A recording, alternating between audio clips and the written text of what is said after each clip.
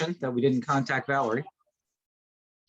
We will start the July 11th, 2022 meeting of Ashford Town of Ashford Planning and Zoning Commission at 7:01. Let's see, starting out, welcome everyone. I hope you had a great June. Hope you enjoyed the day off. You're welcome.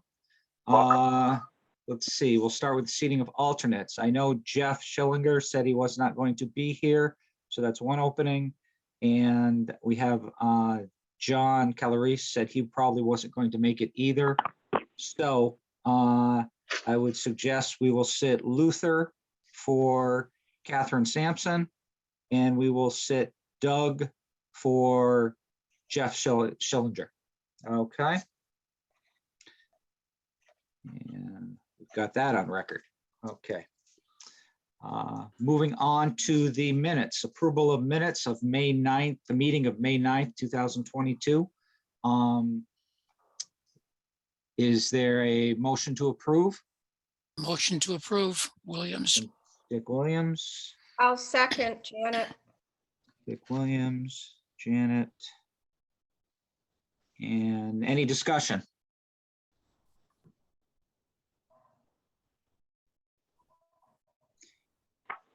Hearing no discussion, is all those in favor of approving the minutes for May 9th? Aye. Aye. Aye. All those, any opposed? Abstentions? I'll abstain. Luther will abstain. Sir, thank you. Thank you. I'm getting a little bit of reverb from folks, unless you get you've got some strong microphone or something going on. If you could mute unless you're going to talk, that's fine. Don't let me keep you from talking in any way, shape, or form either. Okay, public comments. Anything from the public at this point?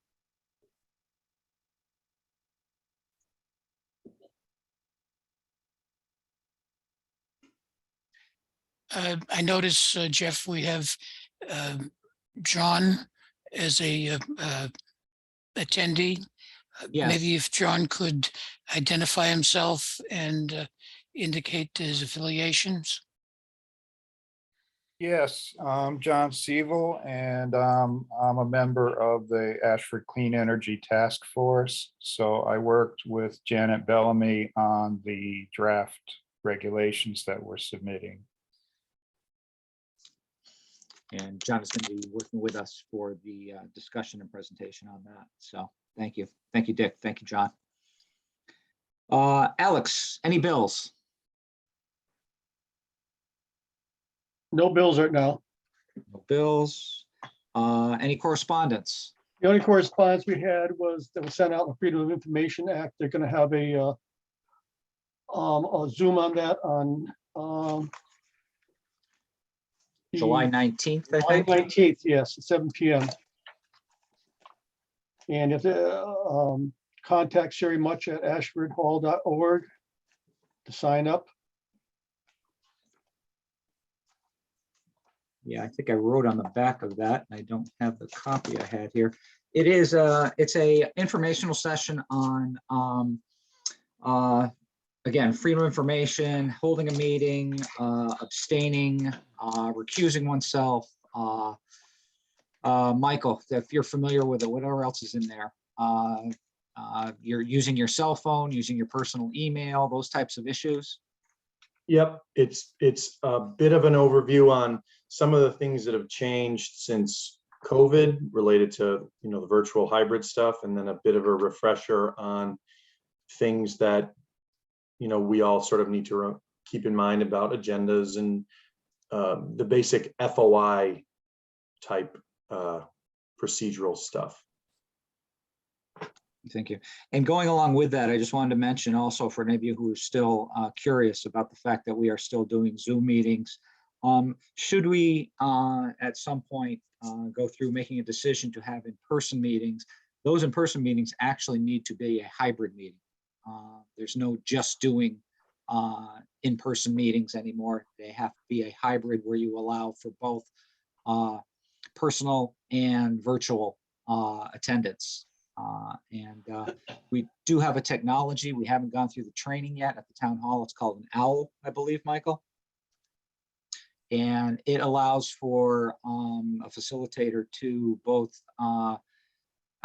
facilitate having the those tuning in from home, if you will, from the virtual world, and also those people in the meetings also to try and keep it so everyone knows who's talking about when and who at the same time. So I understand it's easy, but you know, there's some training that needs to take place, and something for us to look forward to possibly using in the future, not too distant future, I imagine, once we have all of our materials needed for that. Yeah, Jeff, this is Dick. I had spoken with Bill Folletti on this a couple weeks ago, and at that point in time, he said it wasn't quite ready for prime time. Michael, do you have an update on whether this is ready to go or not?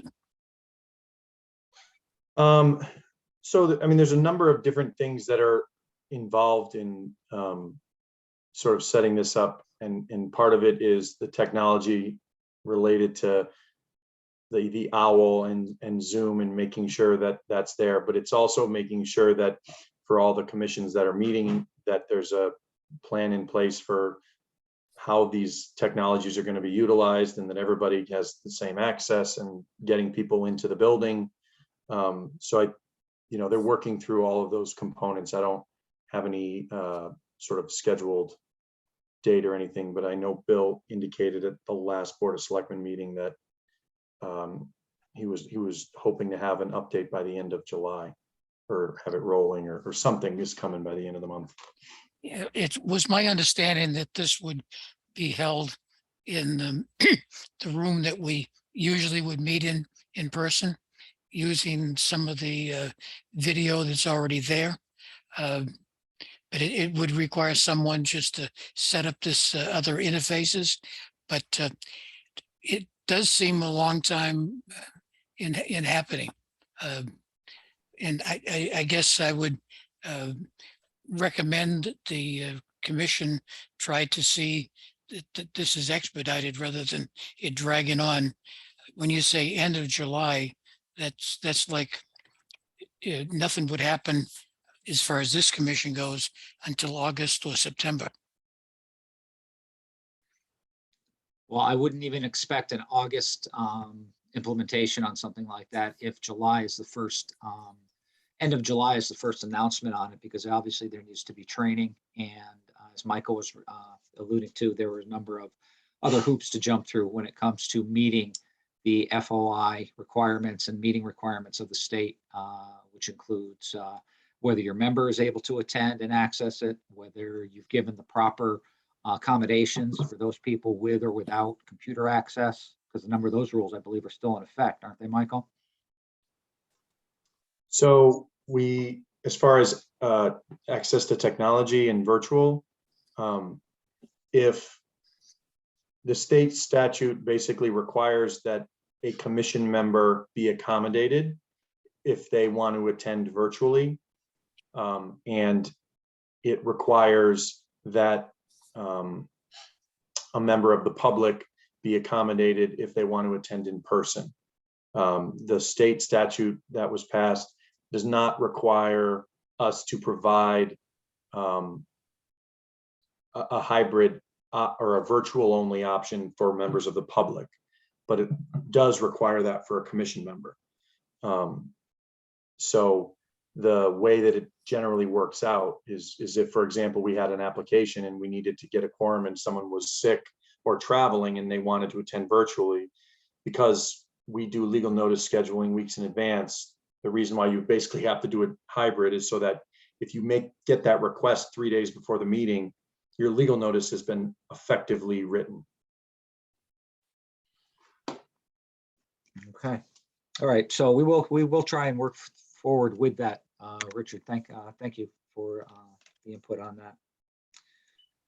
All right, moving on to unfinished business regarding mostly issues regarding the affordable housing plan and our survey. And Michael, not to give you the floor all the time, but I'll give you your choices to A or B, which you want to discuss first, the survey results or where we are with the affordable housing plan.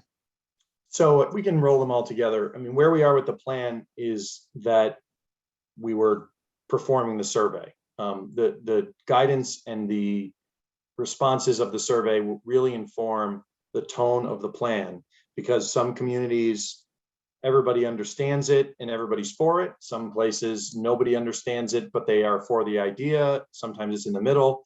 So once we get a sense of how people in Ashford think and feel about these topics, we can then start to inform the tone and what we want to include. So as of, I guess today, we are at about 185 responses. It's almost split exactly down the middle: in-person paper responses and responses via SurveyMonkey. So we've started to try to work through the paper responses to get everything in one place so that we can get data as a whole. Right now, the only data that I have that's sort of compiled in summary is from the web responses. I can hit a couple of the high points if you want, and then once we get it compiled, obviously share the whole thing, or what do you prefer? Yeah, just if there's anything that's outstanding or anything that jumps out at you that you noticed in the data to start with before we get the whole hash of it, when you're able to go through the data more intricately. Yeah, okay. I'll just pick out a couple of things that are maybe not necessarily across the board and, Anytown USA type stuff. So one of the questions we asked about how important affordable housing is to Ashford's long-term vitality. And for the web responses, that was basically split in the sense that, there's a chunk of people that are sort of neutral on it, but the same number of people think it's very important, think that it's not important at all.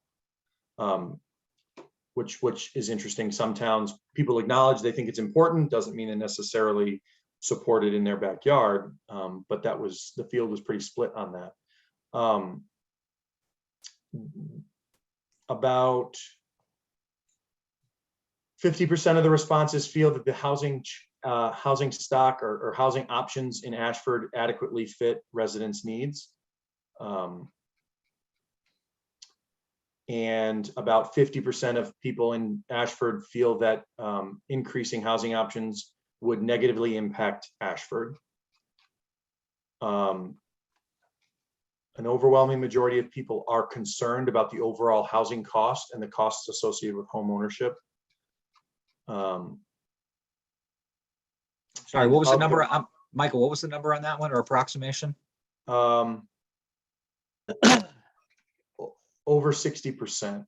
Thank you. I'm trying to read that. This one is, we asked them about what they think reasonable costs are for housing, what are reasonable, and we give the range.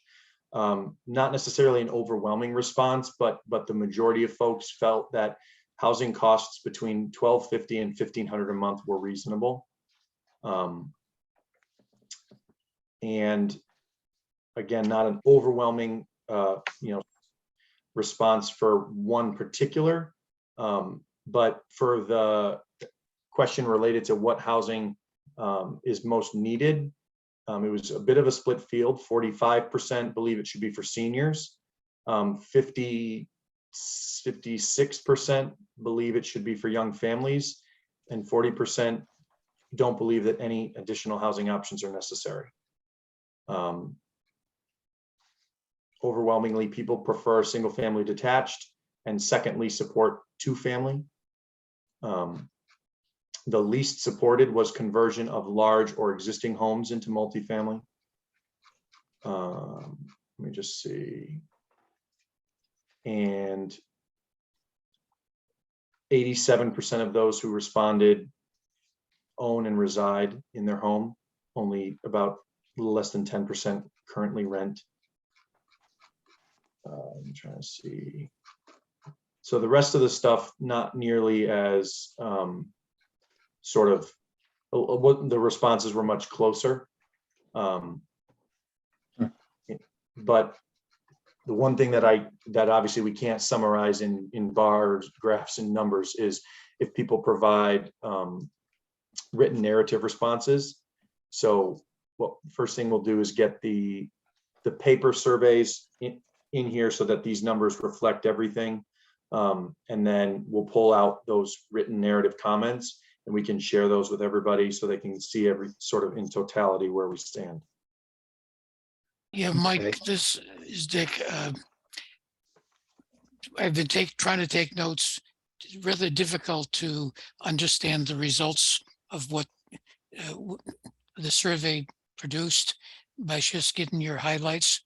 Is it acceptable, Jeff, for Mike to get all of this put together and send it out to the commission prior to the next meeting?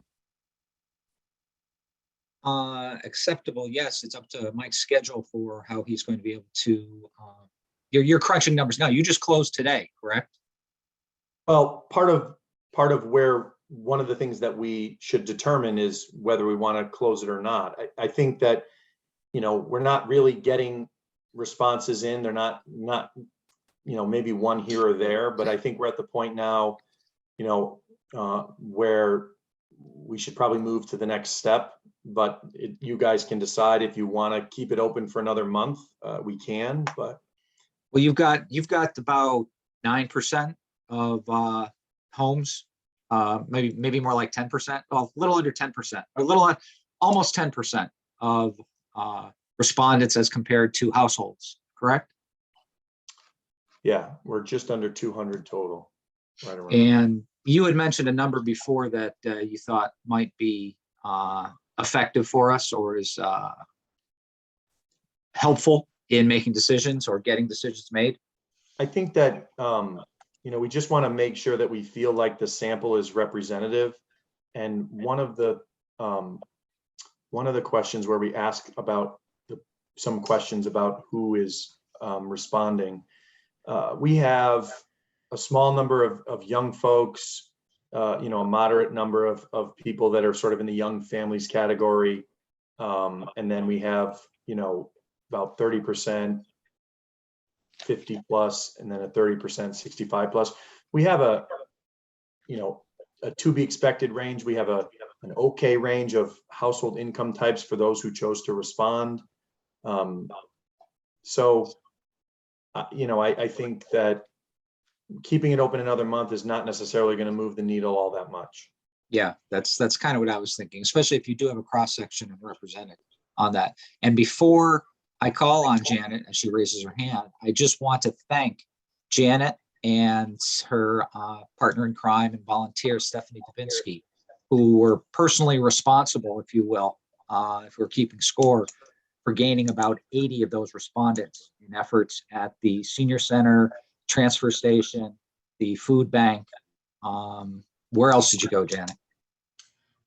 We brought them to both churches and the farmers market. And I brought And them yes, to Loretta was involved in that too. So I want to thank Loretta also. Loretta got some, and I brought some to pickleball. What I was going to say is I think there might be a more representative balance with some of the ones that we got, especially the food bank and the farmers market and the transfer station. We got younger people at those places. So I think I agree we should stop. I don't think you're going to get that many more, and I think 185 is a pretty good number. And it sounds like it's a good cross section. Yes, Luther, I'm sorry. Hang on, Mike.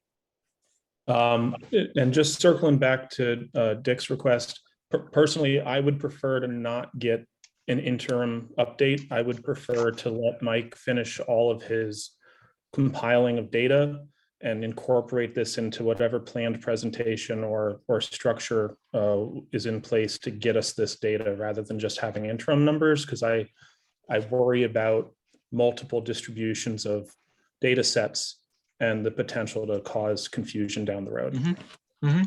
Okay, I understand that. I tend to agree with that, with version control and what's out there and what's being interpreted. But unless Mike does put together some formal, not to talk about you like you're not in the room, Mike.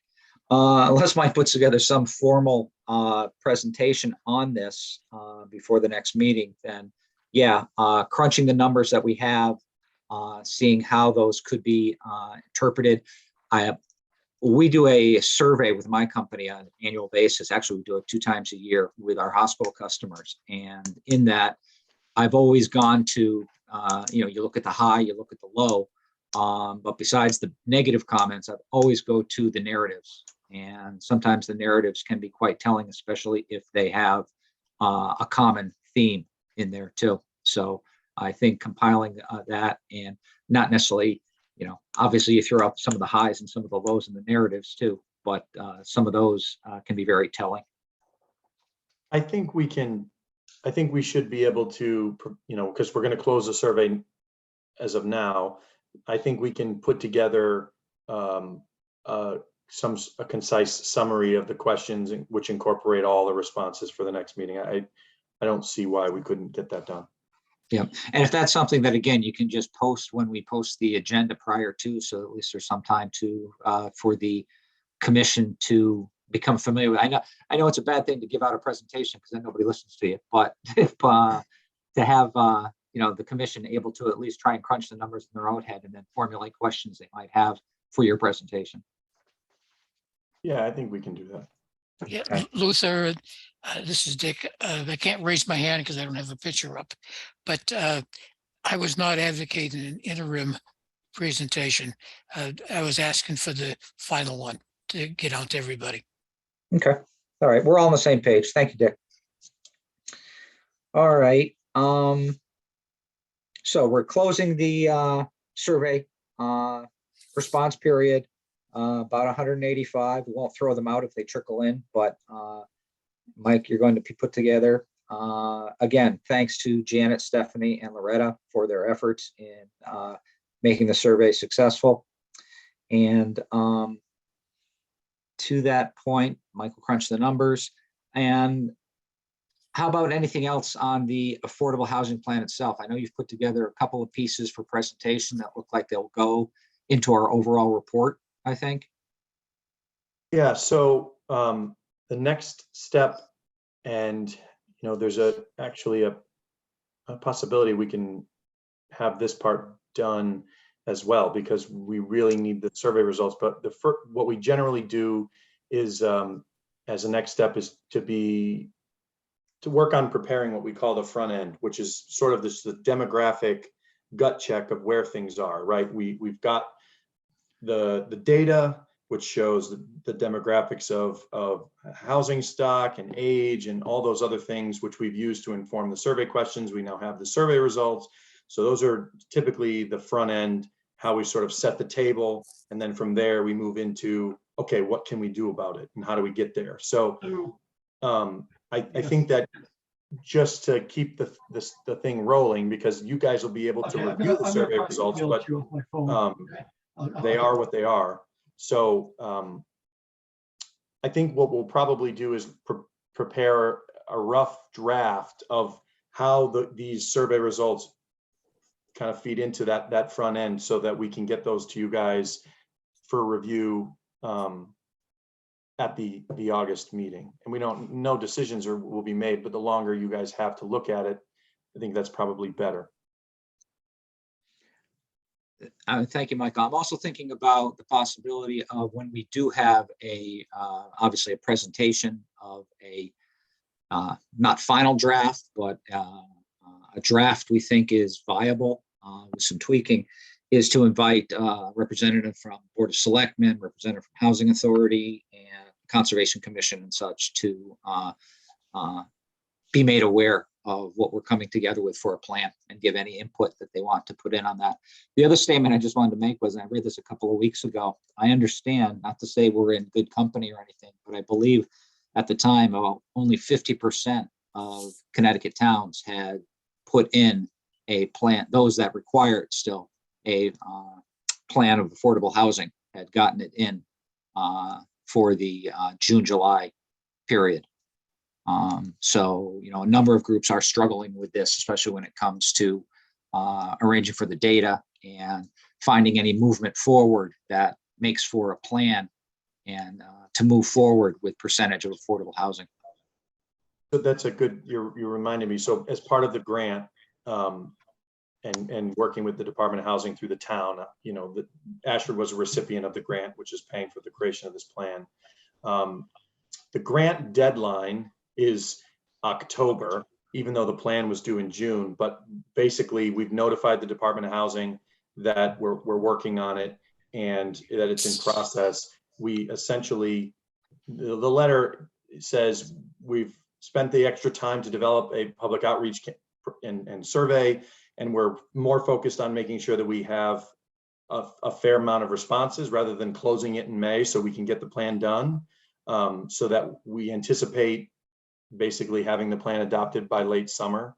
But I don't see any issues. That was received by the Department of Housing, so we're okay, and statutorily we're compliant. Good, thank you. Bill is not good. Go ahead, Janet. I talked to Mike about Sustainable wants us to have some kind of a timeline. So could we say that it'll be done by October? Would that be reasonable? Yeah, I mean, Shoot at the bottom, miss at the bottom. I prefer to say September and then have it, meet the requirements for October. So I think if we shoot for September, we're safe. If we have any tweaking or anything we have to do to get it in for October. What do you think, Michael? yeah, I mean, it's not going to be a matter of us being able to write it. It's going to be, what the commission is willing to do, with the meeting. So if we bring you a front end and complete survey results in August, and then we leave that meeting and folks filter their comments to me, we can start working on drafting the sort of a rough draft front to back, which you guys can review in September. We can make tweaks to it. And, it's going to be, if you guys want to have a special meeting to have a public hearing on it, it's up to you guys on how you want to do it. We can certainly get a complete rough draft for the September meeting on our end. Yeah, Mike, you mentioned wanting to get other commissions' input. I'm not sure of when the date will be, but the Our Town, Our Future folks, which I think is meeting the same time as we're meeting tonight, have been working with Bill Folletti to organize a meeting similar to what has been held in the past of all the commissions and a number of the other local organizations to talk about what they feel is important for the town and to serve as a precursor for the update of the plan of conservation and development. This could easily be one of the subjects talked about at that meeting. And presently we're talking about trying to do that sometime in September.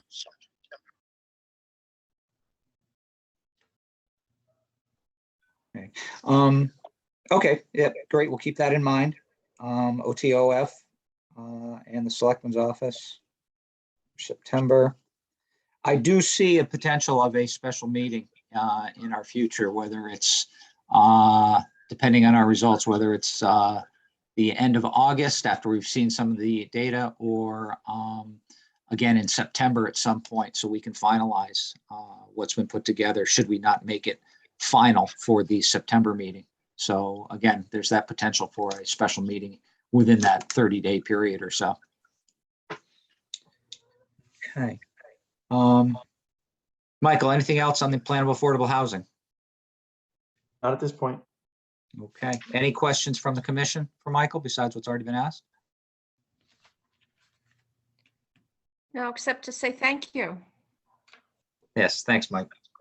Well, what I was going to say before was that we wrote the affordable housing plan for the city of Waterbury. We're actually finishing it up this week, and we didn't get even half the paper responses to the survey that we got here. So significantly more people in Waterbury. So I guess kudos to everybody pounding the pavement to get those paper copies filled out. Yes, thank you. Thank you all. Okay. Excuse me just a second, Jeff. Yes, I just want to add, Janet's thanks to Michael, but also that one of the things that we saw immediately is that for this town in Ashford, they will respond to a survey on paper more quickly than any digital kind of thing. So that it was really helpful, for instance, at the farmer's market, having a ready-made people there, and also at the transfer station. So it's just, information for future things that you can pull in a lot of people, and it's a cross section because everybody goes to the transfer station. So it's just a good place to go to get a sampling of the town. thank you, Loretta. I also found it interesting with Michael's statement that, and I think you guys, pushed that over the edge, obviously, to get up to the 185. But I was somewhat pleasantly surprised that even Ashford was at about a 50-50 between the Survey Monkey and the paper responses. So, it shows we're coming into the proper age of enlightenment there.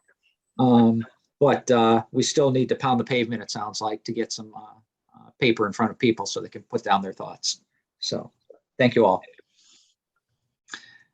Okay, moving on to new business. It's a presentation. It might turn into more of a discussion. Hopefully everyone had an opportunity to look at the solar zoning regulations as compiled and put together by the Clean Energy Task Force in response to, I'm sorry, I keep confusing. Is it Smart Sol or Sol Smart, Janet? Soul Smart. Sol Sol Smart. Um, And on top of this, I'll just mention that, and most of you have probably seen that Dick brought up that there were solar regs and wind energy regs worked on back in 2014 prior to the set of regulations, the update to the regulations there. They were edited and reviewed, however, they were never put into work, into action.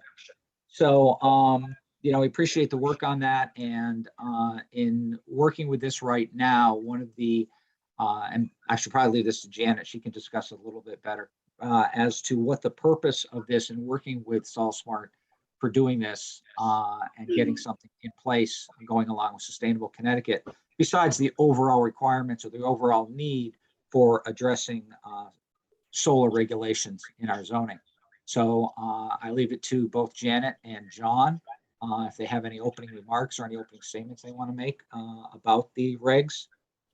Yeah, Jeff, Oh, yeah, Jeff, since you mentioned what I sent out to everyone, I want to apologize that I've not been able to be more interactive this past couple of months. This surgery and leading up to the surgery has really put a crimp on what I've been able to do. But the item that I sent out to everyone had gone through everything but the final stamp of approval. At the time we were doing it, Richard Hyde, who was head of planning and zoning at that point, was uncomfortable putting something out that didn't have really much of any application to the town. So it was tabled at that point to be brought back later. It never did get brought back later. But, it was, literally as ready to go as everything else in the updates for the, updated zoning regulations in 2014. It just was never put in.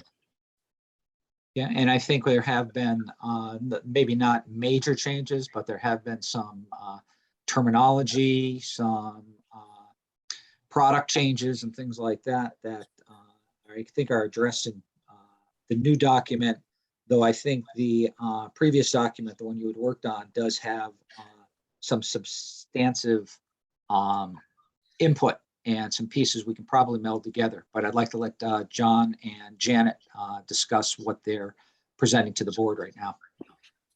thank you, Jeff. First, I'd just like to say that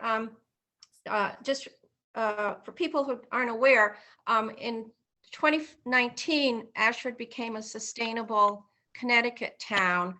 Loretta was chair of the Sustainable Committee, and Sustainable Connecticut looks to bring all different parts of the town together to really make it a better town.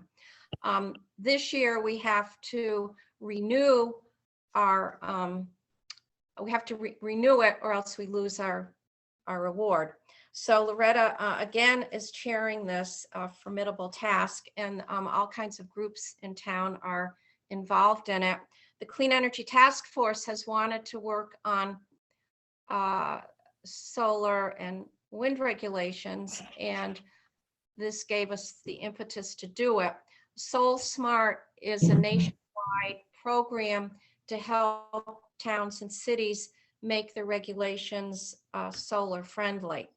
So they looked at what we had. They sent us recommendations. They sent us some towns that they thought had good regulations to look at.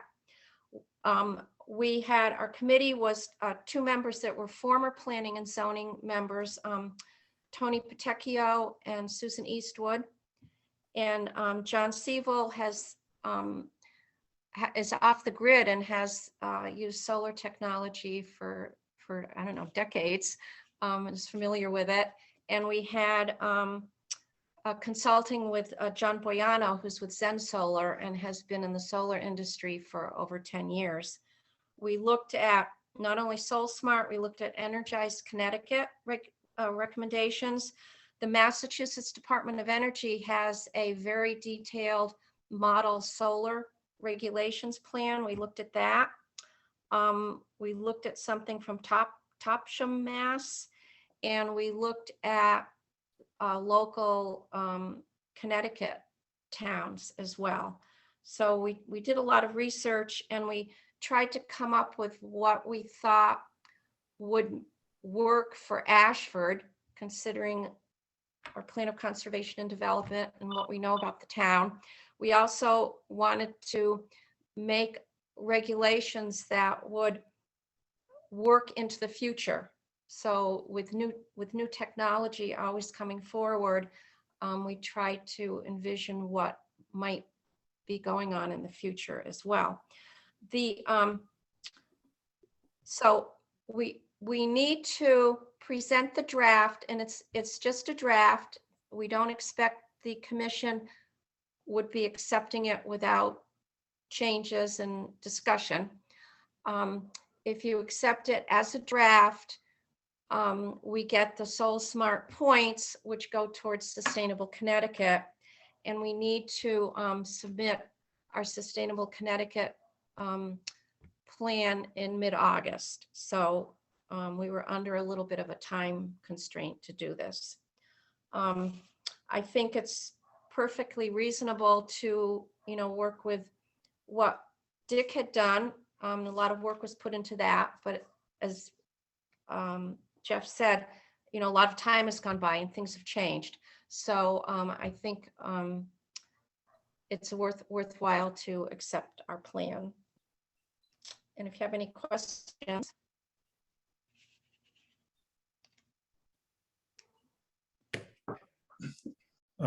Janet, if or Mr. Chair, if it's all right if I go ahead. Go ahead, and ask. Luther. All right. So thanks for the work. I'm just clarifying that the Soul Smart PDF that was included in the distribution is the document we're supposed to be referencing. It was, yes, I think it was. Because the reason I ask is the document doesn't appear to be so much of a draft of regulatory language as it gives more permissive and less permissive suggested language. No, that's not it. It should say Ashford draft zoning regulations. That was part of the material that Mike had sent out from the July 11th submission. Yeah, I did not Yeah. get. I did not I get didn't any. see that on the website either. I got Yeah, the, it's not on the SharePoint and I did not get it in email. No, it didn't come in email, but it should have been on the meeting materials. It is. It's in the shared folder, meeting materials on the town site. That's where I pulled it up from. Right, if you go under planning and zoning. what's the file Correct. name? I'm in the pulled every- 2022 file and there is no July, oh, there is now. All right. Thank you for that, guys, because yeah, it wasn't there when I, Luther, I've had that happen too, actually. I've had it where it wasn't there. I got out, I came back in, and there it is, what I was looking for. So. no, I'm glad I asked. Thank you for the clarification on that. Sure, sure. It's all smoke and mirrors. This whole thing is just smoke and mirrors, really. Right. Okay, What's the John, file name called again? I'm sorry, what was that, Doug? What's the file name called again? Because I'm in the OneDrive and I don't see it. So Doug, You're part of on the problem is that the months do not cascade in chronological order. So July is buried in the middle, at least on my view. Yeah, I'm in July 11th, 2022, and I see There's- Planning for Agricultural Guide, PZZ 5 minutes, and Soul Smart Regulation Recommendation. That's the one. You don't have, do you have 4 items in there or 3? You only have 3? The I Soul have Smart, 3 plus- I only have 3. the Soul Smart is the document.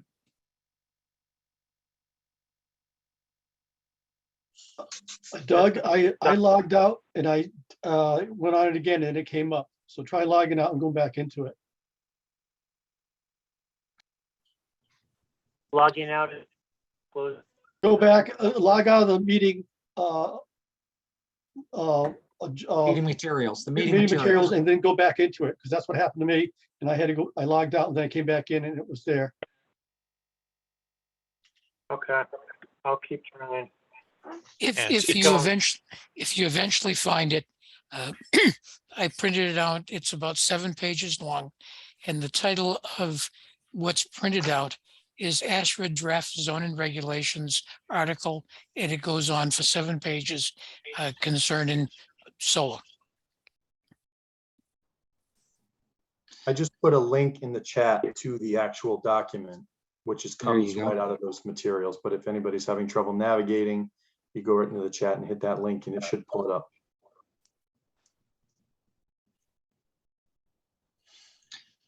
And so we have this opening right now. John, I didn't know if there was any input that you wanted to offer up through attending and bringing us up to speed.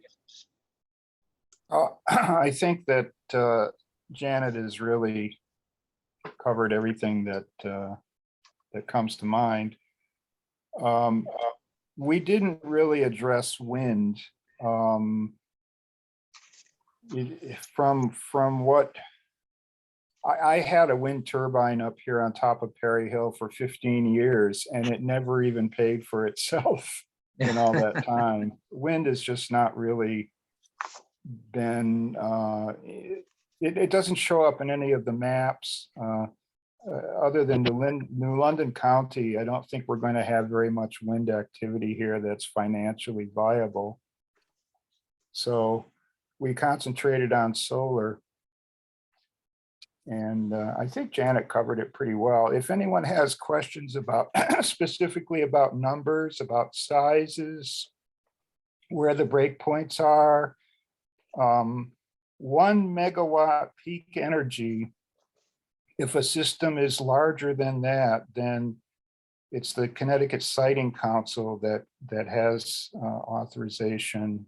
And so keep that in mind. That's about 1.5 acres of solar panels if you spread them out on the ground. So anything above that, we don't really have jurisdiction. So a quick question about numbers. So just looking at the delineation of accessory to large and to medium. So, and this may be something we have to get into in terms of regulatory language, but 20,000 square feet of surface area, is that proposed 20,000 square feet of panel area, or is that proposed 20,000 square feet of displaced ground? I believe that's placed on the ground. So basically a half acre. Yeah,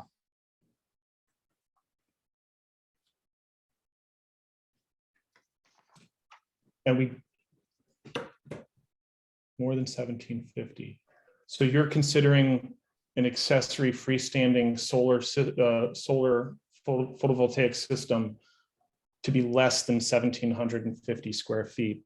And I guess what I'm getting at is if a reasonable sized solar array ground mounted for a residential home, say a 10 kW solar array, is desirable, I don't know that you're going to fit a 10 kW residential system in less than 1,750 of land mass. So I think that as we look at these to evaluate the numbers and possible future adoption, we just have to be careful that we don't become restrictive, that we don't allow for people to size facilities for what real world consumption might be. right.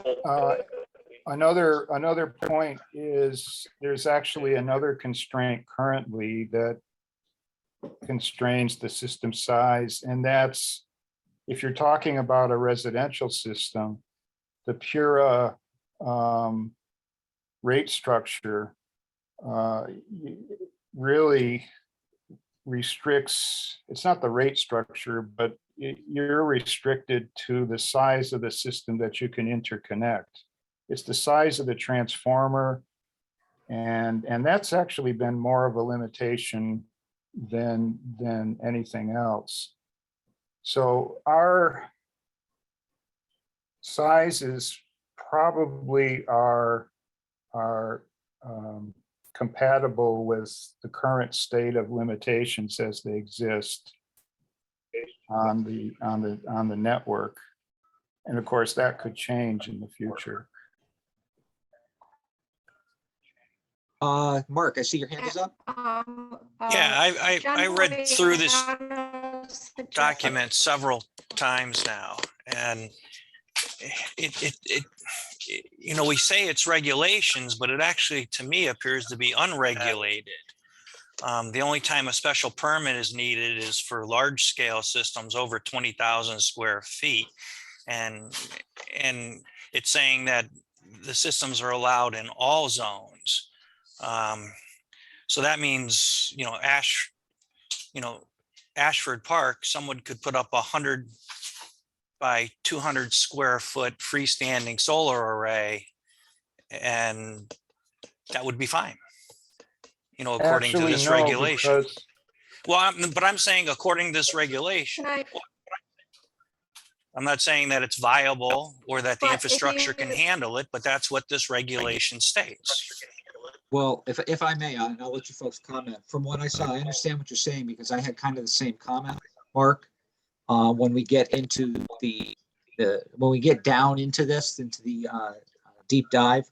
But yeah, the small scale with a by right, I found that a small scale at 40 by 42 is still pretty significant in a residential area. That would be at about the 1750 square footage for a accessorized solar array. So, my thing was that at least needed a site plan review.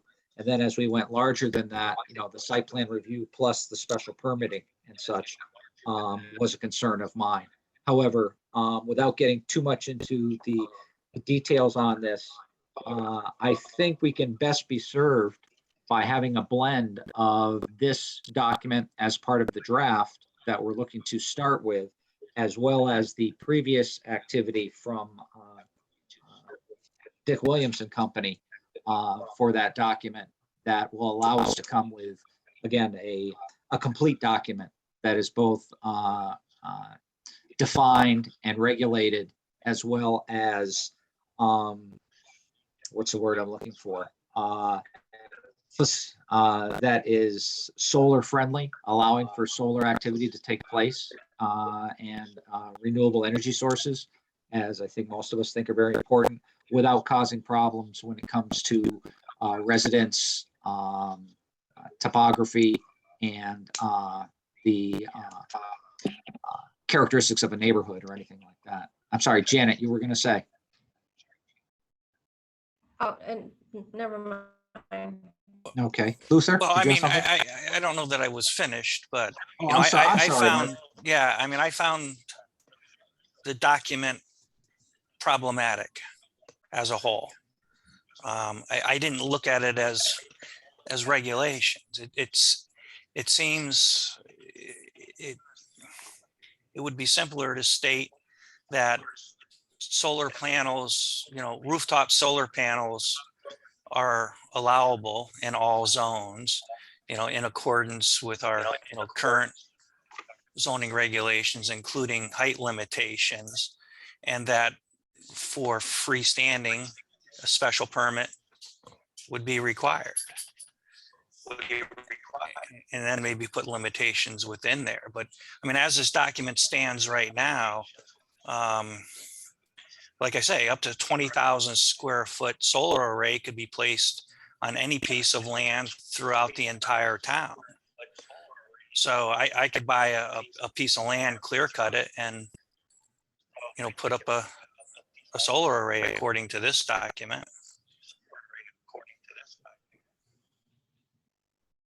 Luther?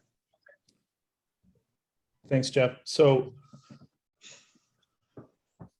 and Mark, thanks for that that input. I think that's actually worth hearing. And I think what I would like to say is calling attention back to the notion that Janice, I think, started with, is that this is a proposed draft place to start from, is how I heard this being presented, that this was presented with a disclaimer that there would certainly be change needed, and that it would certainly be something we should discuss thoroughly as a commission. There's some things in here I really like. I personally do not support the notion of any ground-mounted solar needing a special permit. That's a massive lift for most people to do a special permit. There's a lot of cost associated with special permits. So I think there's some middle ground there that we can, as a commission, debate and get to. There's also uses that aren't, or styles of solar installation that are not called out in this document. There's a massively important emerging use case that's being really championed in agriculture called agrivoltaic, which helps to mitigate the pressures that agriculture land are being presented with, where agricultural land is being converted over to power gen, basically. And it's a combination of retaining the farm under capacity of elevated solar arrays while also still getting the beneficial power generation. And I think that Ashford would be wise to be promoting that kind of use, where we're now effectively getting two bites of the same apple, because we're not displacing one use for another, but we're doing things in a very sustainable, responsible way. So, you know, we get into that deeper when we get into actually digesting and debating the regulatory use.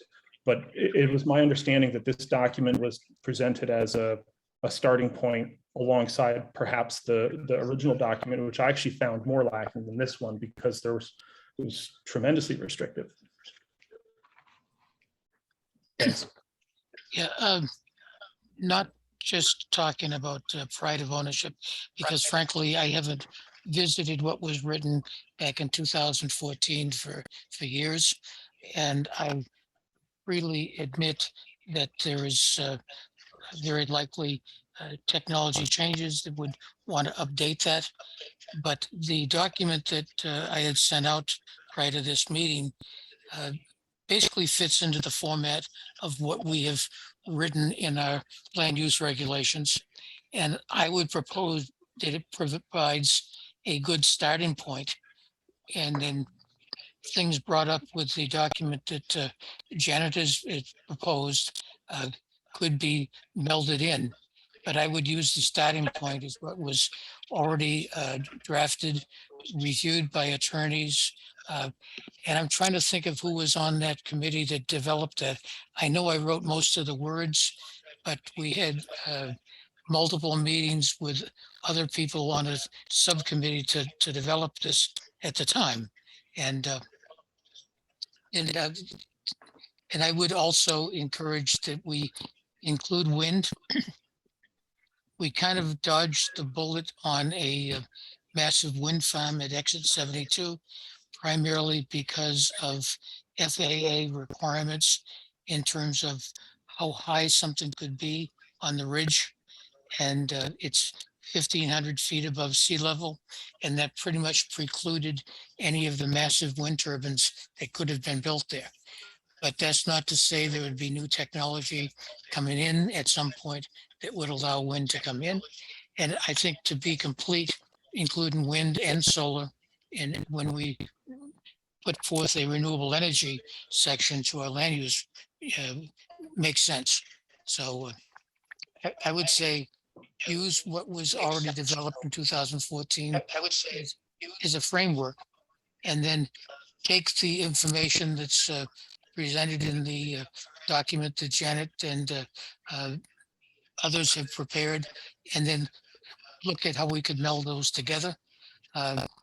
It also raised one other thing, is that it occurred to me we had considerable discussion in terms of impervious area on land. And there are many unbuildable lots around Lake Chaffee and Ashford Lake. And someone could basically go in there and start putting ground mounted solar on those unbuildable lands, and they would be right in the area that we've been very concerned about impervious, coverage. And that could be a problem in those areas. So, I mean, all of those things need to be kind of looked at, and to my limits of what health-wise I can do, I would be more than willing to work with the commission and put together a subcommittee to try to look at a way that we could come up with regulations to release in the next 2 to 3 months. Mr. Chair? Thank you, Dick. Yes, go ahead, Janet. I just want to, I don't want to drag this out, but I'd like to address a few concerns that people have. First, Dick just mentioned the impervious surface. We already regulate in the lake districts how much to be impervious, and there are setback requirements that would have to be met. So a lot of the lots on Lake Chaffee or Ashford Lake really wouldn't be big enough to put in solar. Also, there's 2 types of solar. The accessory use is what you put to power your own home. And you're not allowed to put more than what your house uses. So for people who are doing either a roof mount or a ground mount accessory use, it's not going to be a huge unit. A principal use would be you're putting in solar and you're selling it. So if Mark wanted to buy land and put in a principal solar, he would have to have a site review and do permitting for it. So the really large solar isn't, you can't just put in a large solar array on your house, on your lot. You have, because you're not using that much electricity, if that makes sense to you. So there are limitations to what people can do already that are built in that might not be specifically stated if you don't realize that. Yeah, Janet, I will give you a real life example of an existing ground mount solar on Route 89, going from Warrenville to Westford. I drive that road many times a day, and depending upon where the sun is shining and how that's reflecting, that ground mount solar will reflect directly into the eyes of the traffic going up the road and blind you. And that's a kind of thing that should be reviewed on any ground mount solar. Uh, it was built before there was any regulations at all. And I'm not saying what we should put in the regulations today. I'm simply saying that we need to look at what we end up with land use regulations and taking it into advice, the things that you and the company you've been working with have proposed, we can pull those in. I would also say that it's important that we include wind in addition to the solar, because there is very likely new technology that could come about that would make a wind installation viable that we're not aware of today. Simply to be complete, we can do both. Well, I agree with that. Yes, Luther. So notwithstanding the need for the regulations, a couple of things. I heard something from Janet in her presentation about how adoption of or recognition of the presented document from her group would earn the town standing for its goals of maintaining its sustainable status. And what I'm wondering is,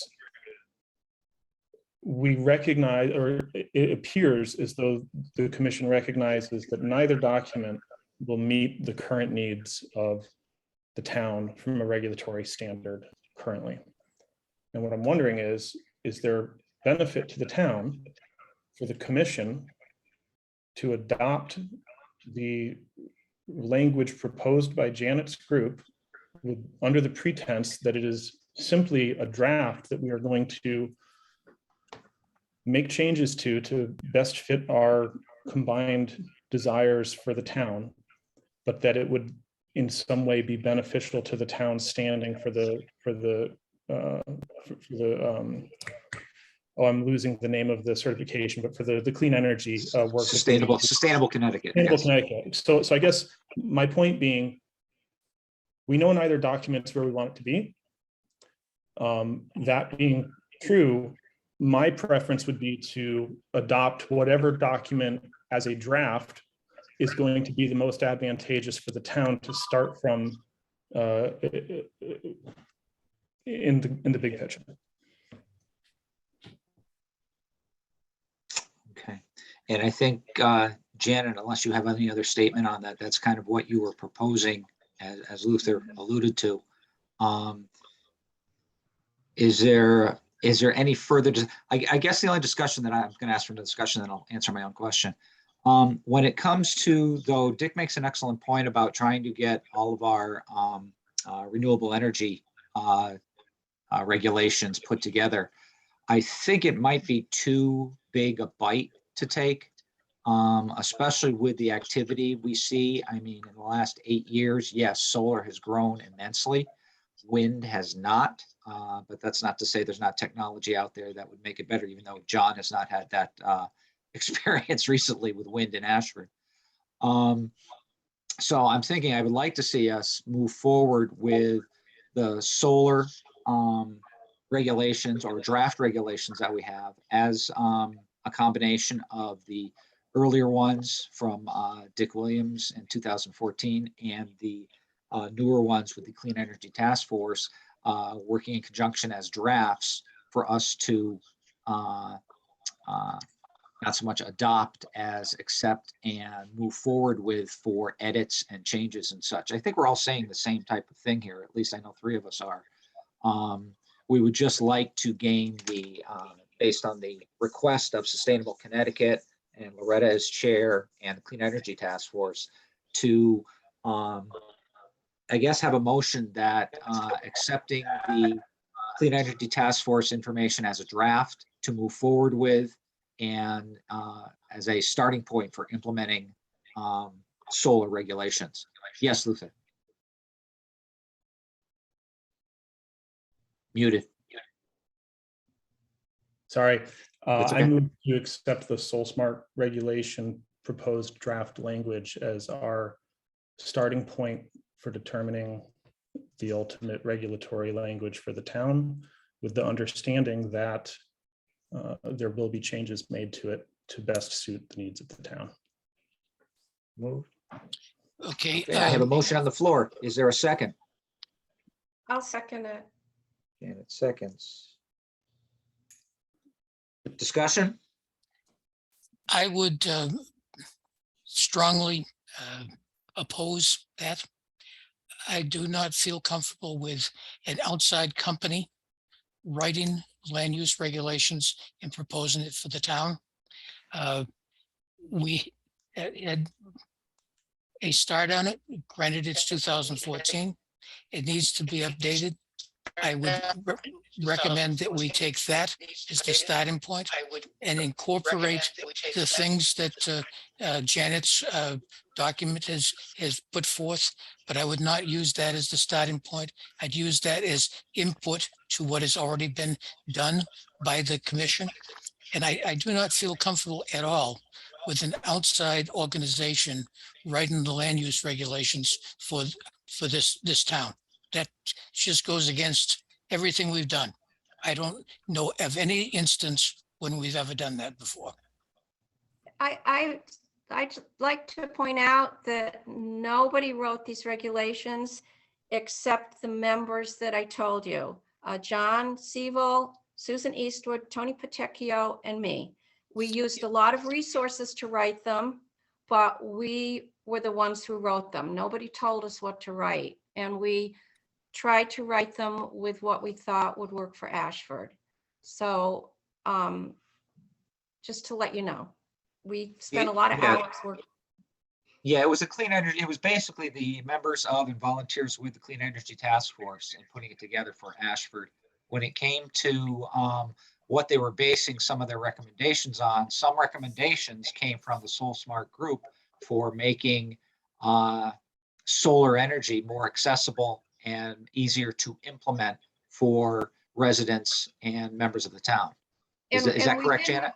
Yes, and we did not accept all of their recommendations. Right. And when they gave a recommendation, they gave one that was very strict and one that was less strict. And sometimes we took one, sometimes the other, and sometimes we didn't take them at all. So they didn't write it for us, but we appreciated their input. Yes, Mark. I'm in agreement with Dick. I'm not comfortable at all with this draft regulation. I find it to be very unrestrictive. I'd be more comfortable with the 2014 document as our base starting point, and then incorporating portions, of the proposed draft.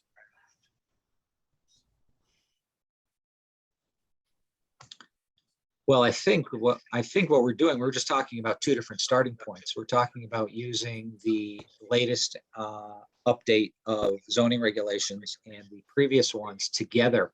And even Dick mentioned this, melding them together into a viable document for the town. Something that was previously put together, something that's been newly put together with, again, a number of the terms and things.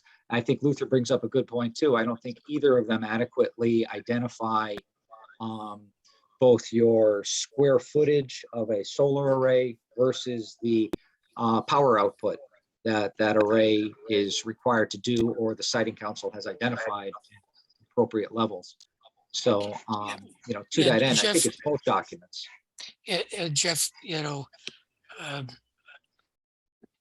keep in mind, I went back digging through my old documents and dug this up. I've not looked at it or reviewed it, since it was put back there in 2014. Obviously, there's a lot of things technology-wise that's happened since then. but I feel very strongly, I respect the energy that Janet and her volunteers have put forth, but I do not believe that this commission should have other volunteers putting forth regulations that we adopt. We should begin using the process that we've done before. Most of the land use regulations that we have adopted, with a few minor exceptions, I've spearheaded the writing of that, working with a committee made up of planning and zoning commission members. I've done the grunt work on doing that to the best that I can do with my current health situation. I'll do the same on this. But I recommend that we start with this document, form a subcommittee, and work together to come up with something that makes some sense. Yes, Doug.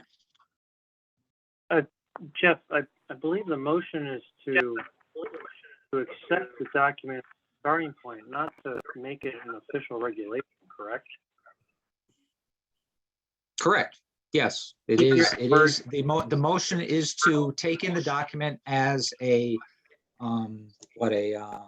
Janet, maybe you had some wording that you were offering up as a motion at one point also, besides what Luther had put together? Well, we just, we're offering it as draft, as a starting point. As a draft for revision. I'm sorry, Luther, go ahead. So we have to be careful because there is a motion on the floor and I don't want to have us voting on something that was not the motion. So we would. Oh, no, we're still in discussion. Yeah, here, yeah. Absolutely. Yeah. So I just don't want to have people misunderstanding what the motion was. You know, I didn't write it down, unfortunately, but we would have to go back and look at the video to get it exactly verbatim. But Doug is correct. Jan's correct. The motion I made was to accept this proposed language from that group as our starting point, and not to adopt it as the regulations. And I very clearly stated that there was an understanding that this document would need additional work before it could be close to being regulatory language. Okay. Okay, so the motion has been reiterated. So at this point, I'm sorry, did someone have some more discussion? No, it was Mark. I was just going to say, I understood what your motion was, Luther, and that's my problem. I have a problem with this document as the starting point. Okay, all right. Yeah. So to that end, I will put it to a vote. All those in favor of Luther's motion for adopting this document as a starting point for future solar regulations with revisions and edits, please, I guess at this point, I would say I'll do a roll call on this just to be sure we get this right. Nord? Aye. Aye. Alex? Against. Against. Mark? Against. Dick? Against. Doug? Aye. Luther? Aye. Janet? Yeah, aye. Aye. And I think that's 7, 8, got one more. Oh, no, who did I miss? You 1, 2, 3, 4, 5, 6, 7. How come I only have 7 here? missed yourself. Yeah, I realized, but I should have 9 members. Dick didn't vote. Got Dick. Yeah, he did. Did you get Alex? Yep, you got me. Oh, I'm sorry. I seated all the alternates I could. We only have 8 members on this. Sorry, because we have Jerry and Catherine out. Okay. So I vote yay for accepting this. So motion passes 5-3. As just a brief follow-up, Jeff, I would be very interested in being a part of drafting language towards actual regulatory language. I do have bandwidth to take this on at the moment, so I'm more than happy. I have a reasonable background in technical documentation and governance writing, and I'm quite happy to help with this. Janet, what I would ask, if we're sending this, if we are taking this as a starting point, is Clean Energy Task Force willing to work on this further with their initial input that they started with? I imagine they would be, yes. Okay, Absolutely. so if there, I have, obviously Dick is interested in working with the group. Jeff, Dick is yes? not interested. I'm going to make an alternate motion. I move that the Planning and Zoning Commission come forth and develop a sections for the regulations for solar and for wind, using as the starting point the 2014 document that has been reviewed by the commission and by council, and then using as input to that document the information that has been submitted by Janet.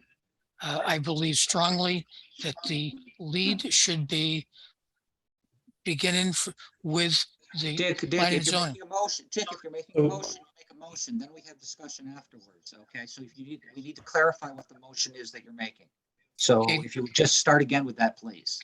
The motion is that we use as the starting point for solar and wind regulations, the document that was developed in 2014, then using as input to that document the information submitted by Janet Bellamy's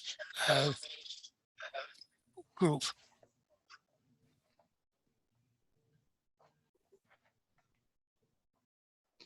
Information from Clean Energy Task Force. Okay, so there's a motion on the floor. Is there a second to that motion? Second, Mark. Dick, Mark.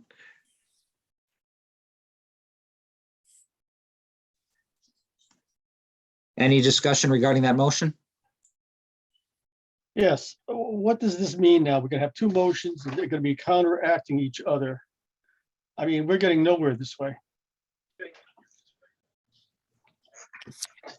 Alex, I think the issue is where does the lead in developing regulatory language for land use regulations begin? Does it begin with an outside group, or does it begin within the Planning and Zoning Commission? Well, And Dick, I'm- that whole premise is off because we had NECOG work on our regulations before and write a vast majority of them with Dory Famigoletti and the commission simply reading over and approving them. So it's not like we haven't had an outside group work on these before that isn't specifically the Planning and Zoning Commission. Yeah, Jeff, that group was hired by Planning and Zoning, and they worked under the auspices of Planning and Zoning. Well, so did we. In April, the Planning and Zoning Commission voted to allow the Clean Energy Task Force to work on a draft. So we didn't do this without consult with the commission. Input and approval from the board. Yeah, well, you know, guys, I apologize that I've been out of the pocket for health reasons the past couple of months. To the limit that I can, I've worked very much on most all the changes to the language that we've put forth over the past couple of years or longer. I've taken the lead on doing the grunt work to draft those. If the commission wants me to continue to participate, I strongly recommend that you support me on this. If not, frankly, you guys are going to be on your own. You're giving us an ultimatum, Dick? I'm most definitely giving you an ultimatum because I don't think it's unreasonable to start with something like this. I mean, look at the changes we've made. Who pulled all that together? I did. Now, if you don't want that kind of input on things, you know, hey, raise your hand, Luther, you can take the lead. Luther, go ahead. You're muted. Sorry, my hand was up for a comment. So I have a fairly profound problem with this entire dialogue and motion. I think that it's entirely inappropriate for any of the members of the commission to be issuing ultimatums or proclamations to the commission as to the viability and standing of the work they do being preferential to anyone else on the commission. I don't think that's appropriate, professional, or reasonable conduct. I also don't believe that this motion has standing. I think we have a point of order issue here in that having a motion made, discussed, made, seconded, carried, discussed, and passed, and then having an entirely verbatim contrary motion made will not undo the prior motion, and we will have two contesting motions which are nonsensical. So I don't believe there's any path forward with this motion if we were to look at the actual rules by which we conduct meetings. And I don't want the commission to be caught in a situation of non-compliance with rules. And I think that it's in bad faith, honestly, to offer a motion because you don't like the outcome of what the group decided, offer a motion trying to undermine the work that the group is trying to do. I don't think that's acting in good faith as a commission member, and I don't support this type of action. Luther, you're entitled to your opinion. I put forth what I put forth based upon good faith. And frankly, we're in discussion, okay? Discussion is open to people saying what they feel. And that's what I put forth. I would indicate that our latest revision of the land use regulations would not have happened. You were not on the commission at that point in time, Luther, but without doing the grunt work to make this, the physical wording and change it. I gave of my time and I did it willingly. I'm not comfortable with a volunteer group with the help of an outside organization as the starting point for our regulations. If the commission wishes to go that way, I will bow to what the commission wants to do, but I don't plan on participating in that activity. But that's what the commission literally just voted to do, and you don't seem willing to accept that vote. Look, Well, the commission Luther, literally just voted to take that action. yeah, well, Luther, you're fine. I'm just telling you how I feel. And But I there guess is you understand why there is a I'm- motion that is on the table, and we've had discussion. The motion, in terms of my understanding of the rules of what can be proposed and not proposed, is valid. So I would ask that the committee vote on it.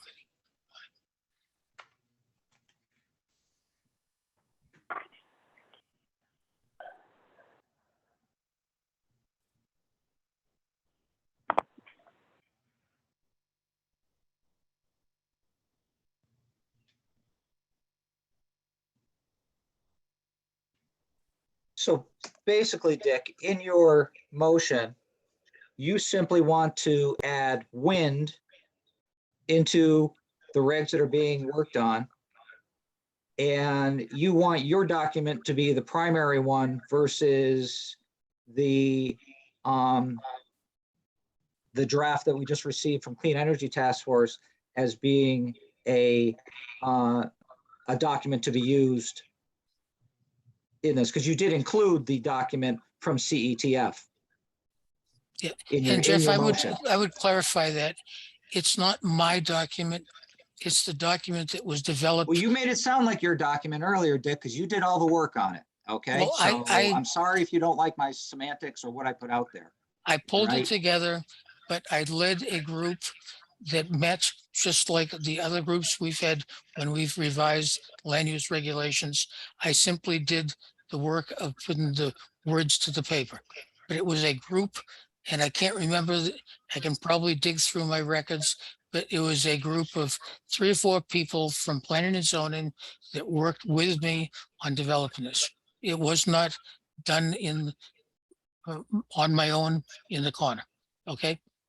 But I'm simply saying maybe it's a matter of semantics, but I'm saying that we should begin with something that was developed by the Planning and Zoning Commission as a starting point, not something that was done by an outside group.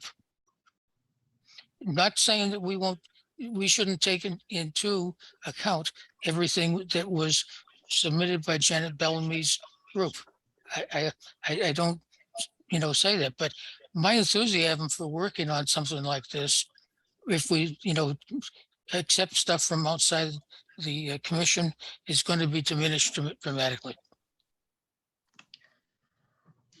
I would like to add an amendment to the motion that we accept the Article 6 solar and wind in addition to the previously accepted regulations and work on them together.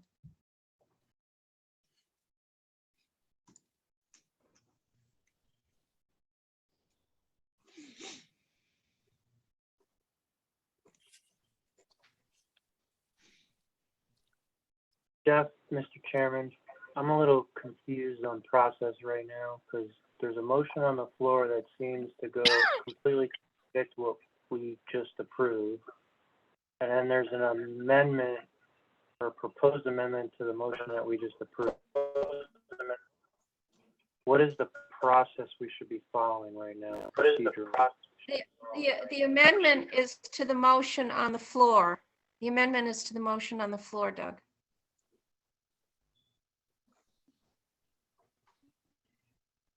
Okay, so then my first part of my question still stands. Thank you.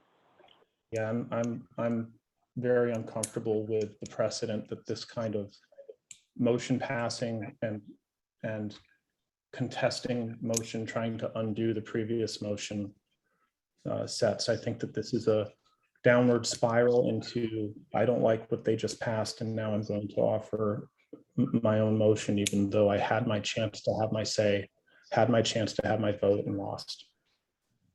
I'm very uncomfortable with this type of counter motioning. Luther, I expressed my feelings when you had made your first motion. I'm simply putting them forth. If you're uncomfortable with that, I'm sorry, but it's my feelings per se. It's there. And I respect Janet's reaching out to try to find a middle ground. What's your feeling on that what's your feeling on that middle ground, Dick? I stand by the fact that we should take the what was done in 2014 as a starting point, and then take everything that Janet's group has done and look at it and see how we can incorporate that into that starting point.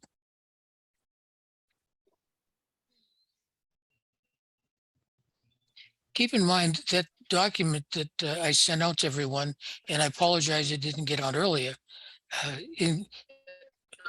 has all the formats that we use in the land use regulations and the structure. So I mean, it's the structure of the document that Janet's group put together does not fit into what we do for land use regulations. The one that I sent out that was done in 2014 is a model of how we do land use regulations. Granted, there's technology that's came and there's things that Janet's group is proposing that definitely needs to be considered.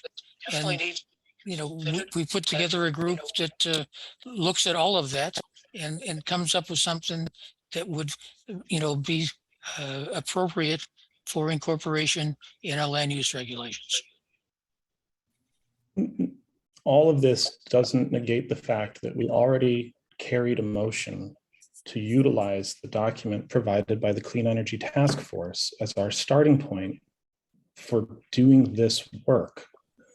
So this is not undoing that motion. This is not striking the outcome of that motion. We are still compelled by the vote on that motion to take that action. We can't just pretend like it didn't happen. So we had a motion made, seconded, and carried to do the work in a way that has already been defined.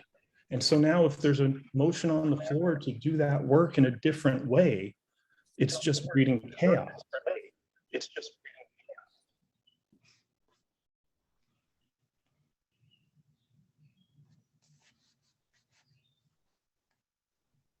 You're muted, Jeff.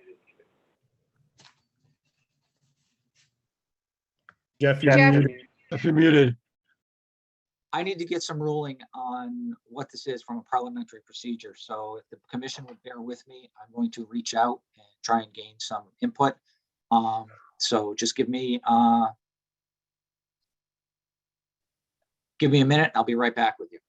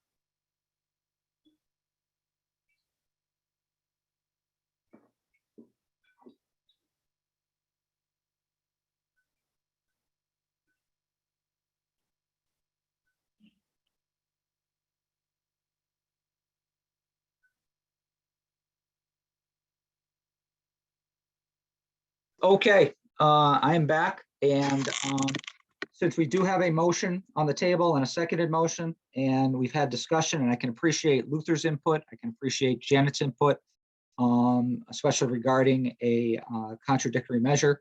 We're going to put it to a vote. Okay, so I'm going to take a roll call in favor of the motion placed by Dick Williams regarding solar and wind and using the 2014 as a primary document, and then potentially bringing in the document from the Clean Energy Task Force. Yeah, and Jeff, I would change potentially to affirmatively. Affirmatively, that's fine. Nord, no. Janet, No. Mark, Yes. Doug, No. Alex, No. Luther, No. and Dick. Yes. And I will place a vote also for no.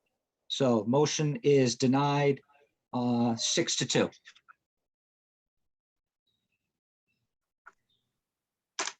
Okay, thank you all for your input on that. And I think we will be using both documents. Obviously, we will be using both documents to move forward with our solar regulations. If wind becomes a viable opportunity, and I believe Janet at one point had mentioned to me that they just ran out of time and wanted to get something out there, that wind is on the table also for us to move forward with.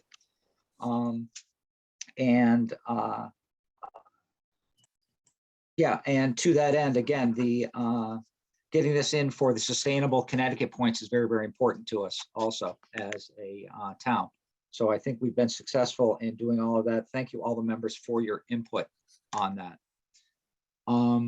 Jeff, I Moving believe on. Mark has his hand up. Oh, I'm sorry. I can't, oh, now I see his electronic hand. Yes, Mark. Yeah, I would be interested in also serving on the committee of the Soul Smart regulations for the next stage. Excellent. Thank you, Mark. Sure.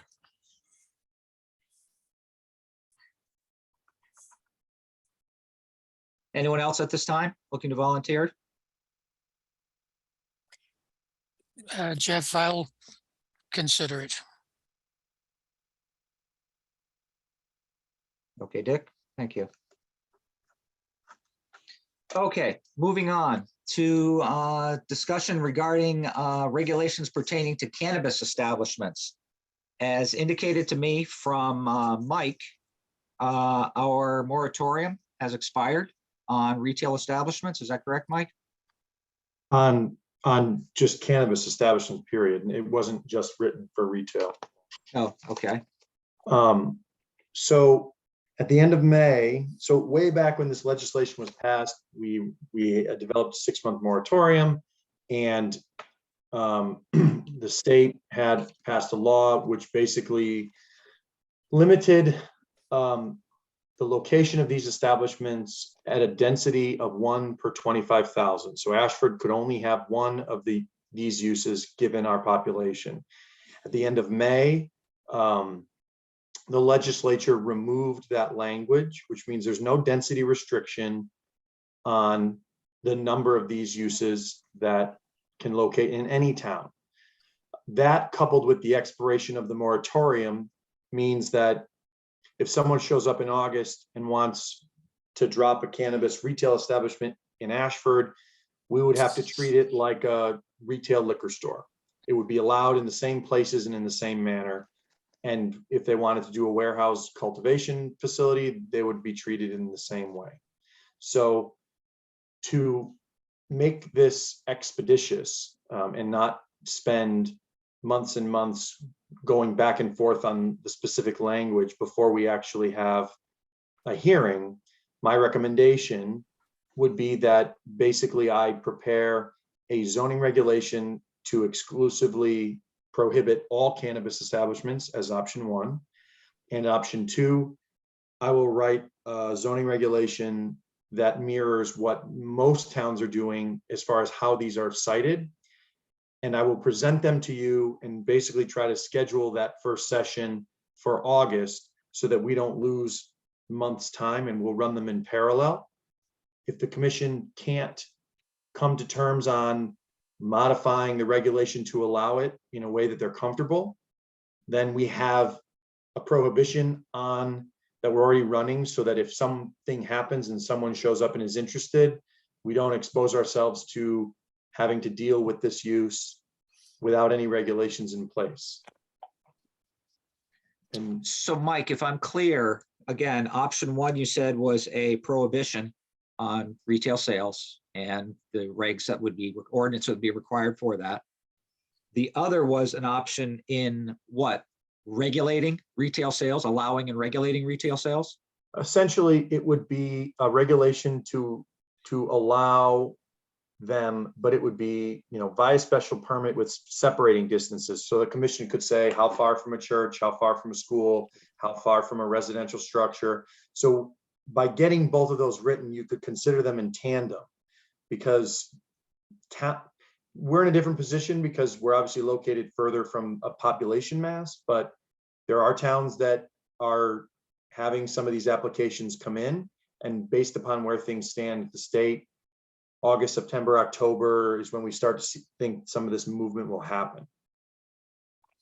Yeah, Mike, I can't drive to Sturbridge to go shopping without going by at least 3 or 4 signs advertising marijuana shops in Sturbridge.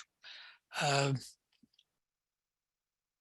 can't imagine that anyone would ever want to build a retail establishment in Warrenville, because frankly, you'd never get the traffic. But I can imagine that someone might think about doing that in some of the property that's available off of exit 72, which is on the way to Sturbridge. So whatever you put together, I would encouraged that it doesn't preclude someone from building or opening something, off the highway, because that's not going to have an impact on any of the residential areas of the town. And no, I don't stop up in Sturbridge for anything but Yankee spirits. Luther, I'm fully in favor of Mike's recommended approach of drafting parallel proposals for us to review in August. and to that end, should it come down to us allowing and regulating retail sales, just as part of the discussion to think about going forward. I mean, some towns actually have, and I was looking at East Hartford's regulations, have limitations, as Mike was saying, where they can have it in relation to a residential area. Now, obviously, they have much more commercial zones. We have a mixed bag, if you will, of commercial and residential. So that's difficult. But hours of operation, where not to allow it to happen, as well as I think it potentially leads us down to, depending if the commission wants to take that up, is stipulations regarding its use. Not on town properties, not in town buildings, not in schools and athletic fields, town parks, things like that. All the issues that the town has a say over, if you will. So the prohibition on things like town parks and land and consumption would have to be via an ordinance. So what we would Right. do is, if you guys felt like that was a rational next step, that would probably come out of the public hearing. But we've probably written 7 or 8 different versions of cannabis regs for different towns. And one of the things we're currently working on in Willington, the commission struggled because these uses can be very polarizing. And so you have people that are very much in support and people that are maybe much more concerned. And when you run a regulation to just prohibit or to just allow, the group that feels sort of the opposite, you get one group that's louder than the other. And so by running them both in parallel, people feel more comfortable with speaking in favor of whichever option they see.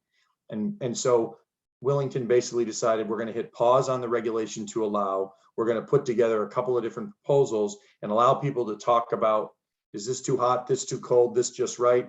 They feel like it'll provide a better public process. So, I think that I'm trying to model that here because I think it will work better.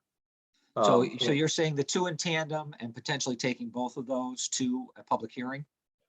I think that, yeah, you have public hearing on the same night and you let people speak about everything related to cannabis. And then you guys have complete flexibility with ultimately what decision you make. You don't find yourself in the position of, well, geez, everybody came out against it. And the only thing we have is a regulation to allow it.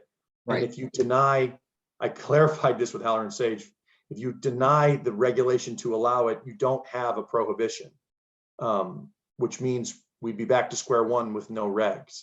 With And no that's reg, another, exactly. Yeah, nothing has So- been accepted by the town as a regulation. The only other thing that I would mention is, yes, Ashford is not a hotbed of commercial activity and vehicle traffic. However, the social equity licenses, which are a significant portion of the licenses to be issued under round 1, for the operators that are being provided those licenses, they have an obligation. Let's say, one example, they're getting 8 retail licenses. Those licenses have to be 20 or 25 miles apart, which means as they start locating them in the communities that allow these uses, the next one they locate has to be 25 miles away. And as they start drawing these locations on maps, they find themselves looking at towns they wouldn't necessarily choose. So we've gotten calls in Willington, for example, because they're looking at the separating distances. So that may kick Ashford into a different category where it otherwise wouldn't necessarily be considered. Mike, can you share, can I share my screen with you? Or did I just select share screen? With me or with everyone? With everyone. Oh, you should be able to do that now. Okay. Can everyone see that okay? Looking at a map of Connecticut. No, I have nothing. Nothing. Okay. Let me go back here so I can do this right. Here we go. Try this. Okay. Yeah. Yes. Okay, thank you. So again, this was something that was updated as of July 6th, and it's a map showing the different towns that basically, I think I missed one town when I counted up my data. So I have 168 out of 169 towns registered here. And what you're seeing is the red is a ban on allowing cannabis retail sales and the different towns. The green allows sales with regulations.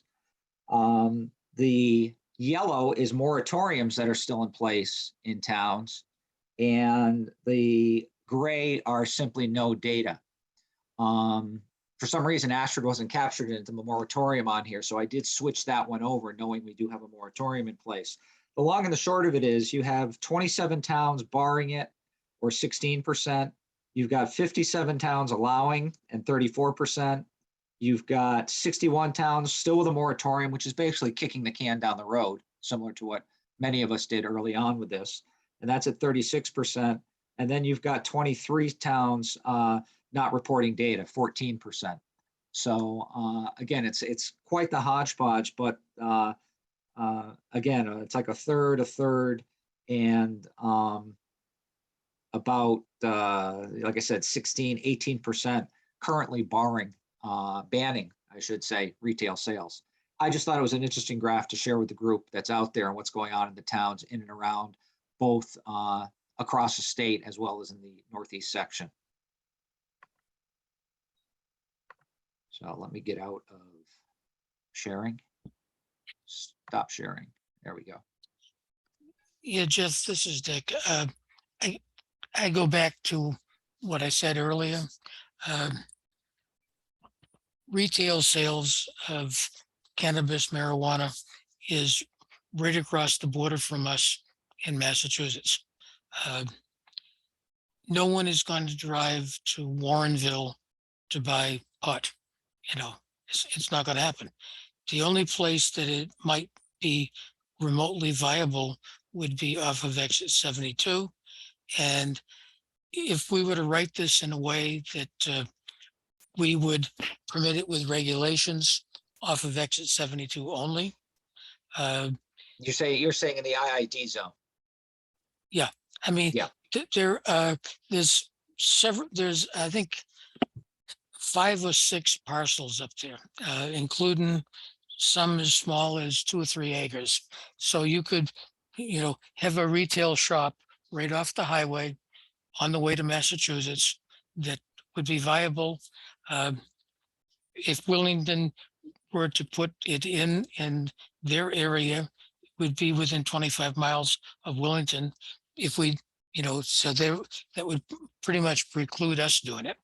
But what harm does it do to Ashford to let something like that to go in, off of exit 72?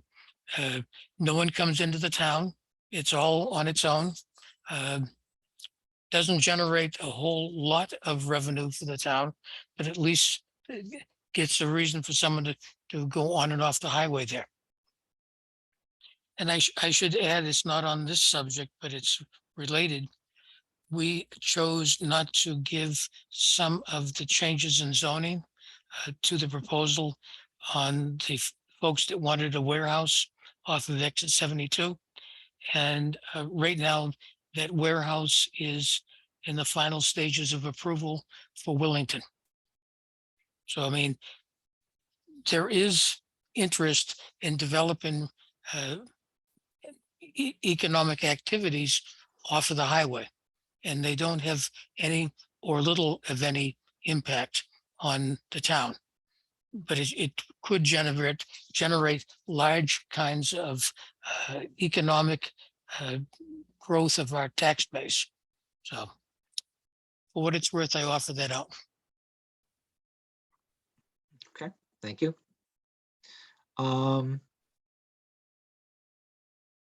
Okay, so I think, I don't think we need a motion or anything. I think we just want Michael to follow through on developing those two options so we can bring them to a hearing. And what's your time frame you're thinking about, Mike, that we have a hearing in conjunction with our next meeting? I can get it referred in enough time to CROG. My recommendation is that at least we get the hearing started Yep, at the August meeting if possible, so we can get the process rolling. yep. Okay. And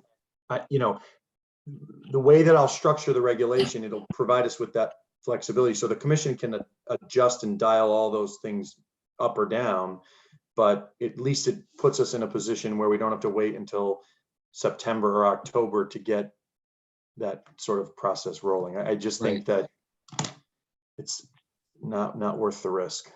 Yep. Yeah, Michael, as long as what you recommend allows us to limit it to exit 72 area, I think that would be an easy way to prohibit it from coming into Warrenville or other parts of town.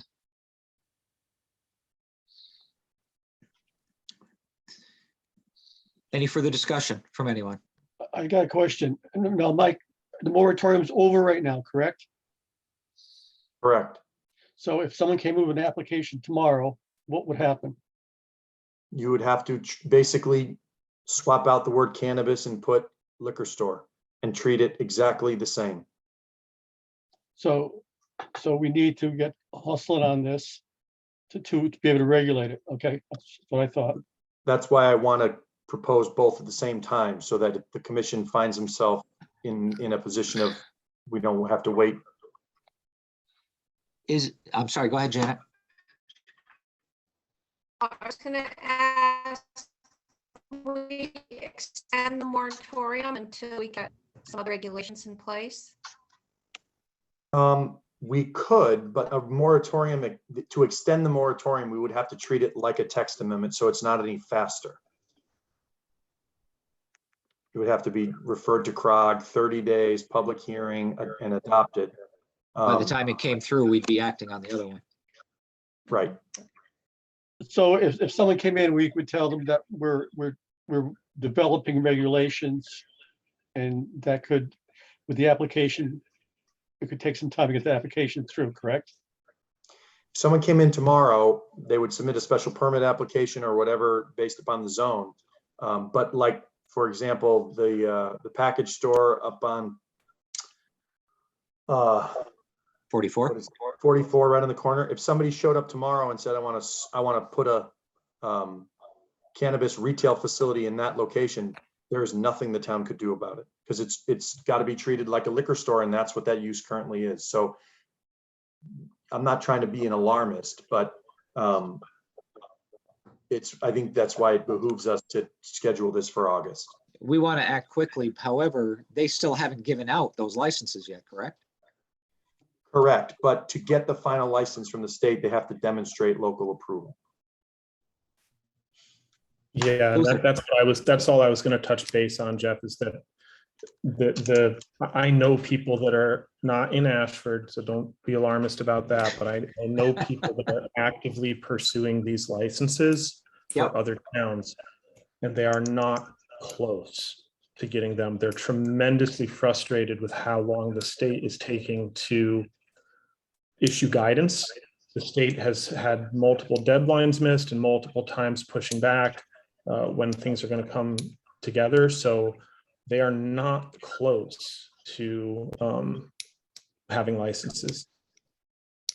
And the first set of licenses coming out have to do with I'm sorry, I can't remember the term, the social economic. It's the social equity licenses, which equity is licenses, exactly right? What Mike was referring to earlier. Right. And just as a point of clarification to what Dick was saying earlier, having a licensed facility in Willington would not preclude Ashford from having a licensed facility. It's just that the licenses for both facilities could not be held by the same parent company. A parent company cannot have licensed operations within 25 miles of each other. Right, but licenses can't be within 20, separate licenses can't be within. Exactly. So separately held licenses can be located. Fun is. And if anyone's curious, that the tax, municipality tax benefit is a 3% on the retail sales, to put that in the back of your mind also. Further discussion?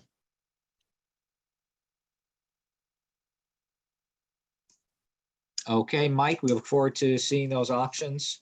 I actually had a fourth option down here, as you said, just allow it, and you're kind of just substituting package store as cannabis retail sales as a permitted use, but that's not an option we're looking at yet. Okay, I would ask, based on this time frame and what we've been going through, with the length and breadth of and that I apparently skipped over here in discussion B, agriculture and zoning guidance from Connecticut Farm Bureau, I'd like to table that for our next meeting, if that's acceptable. Can I have a motion to table? Motion to table. Dick, thank you. Second, Okay, Second, Jan. Janet. Any discussion? All those in favor? aye, aye, Opposed? Unanimous. Okay, thank you very much. And that leads us to the zoning officer's report.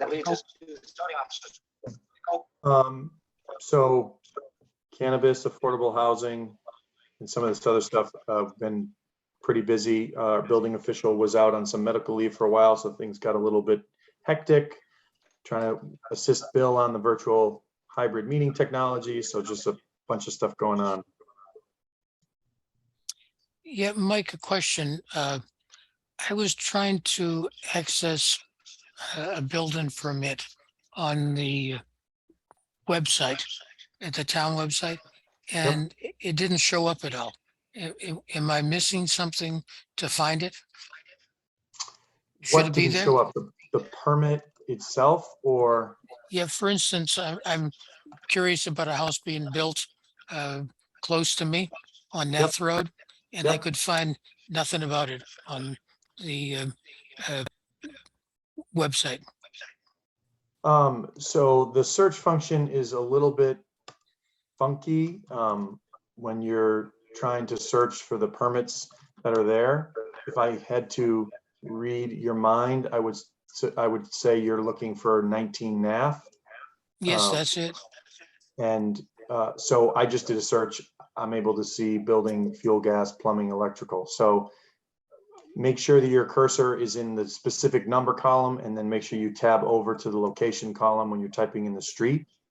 But I'm able to pull it all up from here, so you should see it. Okay, so everything like that is up there, because I was looking for several different places that were being built, and I couldn't find them, but if I get a problem, I'll give you a call. Okey doke. Okay, that's it, Mike, for your report. That's it. Okay, thank you. I am looking for a motion to adjourn. Motion to adjourn. That was from Mark. second, Or Alex, Luther, sorry. Alex, second. All those in favor? aye. Aye. Unanimous. Thank you all for your diligence. Thank you all for your time. We really appreciate it. I think it was a really, really solid discussion. I think we moved forward on a number of things. And I look forward to next month. Thank you. Thanks all. Thank Thank you. Yeah. Thanks.